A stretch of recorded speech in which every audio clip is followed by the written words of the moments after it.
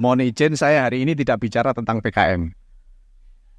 Karena hampir setiap sore itu PKM sampai kadang jam 9 di Fakultas Psikologi. Baik, saya juga bingung ini. Kalau bicara tentang penelitian ini untuk 5 menit, saya tak cerita saja deh. Jadi mungkin tampilkan ini aja sudah cukup. Begini, latar belakang kami kenapa melakukan penelitian ini bukan dari bagian di disertasi ya, tapi penelitian kami. Penelitian saya tentang pengasuhan. Ketika bicara tentang parenting, itu dilematis. Di PAUD ada. Kalau itu sasarannya adalah anak PAUD. Di PLB juga ada. Kalau itu sasarannya anak usia dini yang berkebutuhan khusus. Lantas PLS kok masuk situ gimana ini? Terpelanting enggak sih? Nah ini ya kerisauan-kerisauan ini yang mendorong saya untuk melakukan kajian sejumlah literatur. Saya baca gimana sih letaknya supaya apa? Tidak terpelanting PLS ke dalam PAUD, PLS ke dalam PLB. Kebetulan ini subjeknya adalah anak berkebutuhan khusus. Ini di PLB juga ada, parenting tak ada, itu ada. Lantas bagaimana ini bisa terjadi? Saya mencoba melakukan penelitian, contoh kasus saja begini. Ada anak berkebutuhan khusus, kebetulan anak berkebutuhan khusus masih usia dini, disuruh mandi. Oke,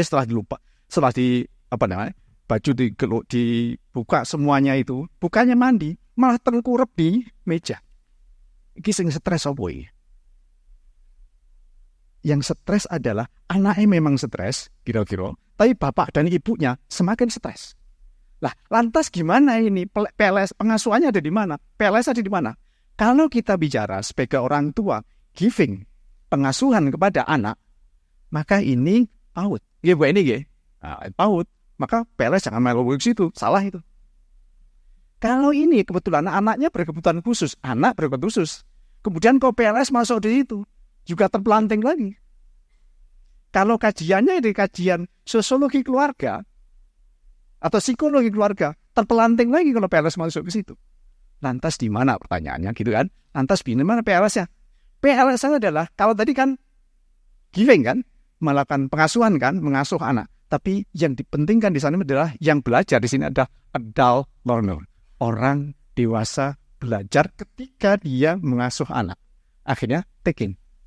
Ambil sesuatu yang dia peroleh saat dia mengasuh. Itu yang kami maksud. Jadi PLS bukan memberikan pengasuhan, tetapi mengambil kegiatan pengasuhan menjadi proses belajar atau learning proses. Disitulah kira-kira diferensiasi supaya beda antara PLS, PAUD, kemudian PLB, kemudian psikologi keluarga, sosiologi keluarga, dan juga lain-lainnya begitu. Jadi diferensinya adalah yang belajar ini bukan anak, tetapi yang belajar adalah orang tua. Waduh, habis ya. Oke, tantangannya ada. Tantangannya ini. Ini judulnya adalah pengalaman subjektif edukatif. Ketika ada anak tadi itu yang jungkir balik di situ, yang tengkurap gitu, gimana cara membangunkan agar anak itu mau berangkat mandi? Ini harus berpikir kreatif. Orang tua harus berpikir supaya bagaimana caranya agar anak ini mau diajak ke kamar mandi. Ternyata tidak mudah. Bisa jadi anak itu diam 1000 bahasa, seperti patung tuh. Enggak. Belajar pengalaman sehari-hari, akhirnya diketahui. Oh, caranya gini. Kalau dipuji nggak mempan, dikasih hadiah nggak mempan, ditendang bisa jadi nggak mempan. Nah, bagaimana caranya? Maka pelajaran beberapa kali membangkitkan anak begini ini. Oh, kalau begitu saya cium keningnya. Akhirnya dia berangkat. Satu, itu kan pengalaman pribadi, bukan pengalaman orang lain kan. Maka subjektif. Tapi itu mendidik nggak? Itu memberikan edukasi nggak? Mengedukasi. Mengedukasi siapa? Mengedukasi orang tua. Caranya adalah dengan membangkitkan tadi, dicium keningnya, kemudian baru. Itu berlaku pada seorang. Orang lain belum tentu bisa jalan. Ada perlu ya, kalau bisa dikaplok itu juga bisa. Baru dia berangkat. Atau kalau dia diam, ibunya bisa jadi diam juga. Ya wes, diam-diaman. Akhirnya lama-kelamaan, siapa sing betah? Ini adalah proses-proses belajar subjektif, tetapi edukatif.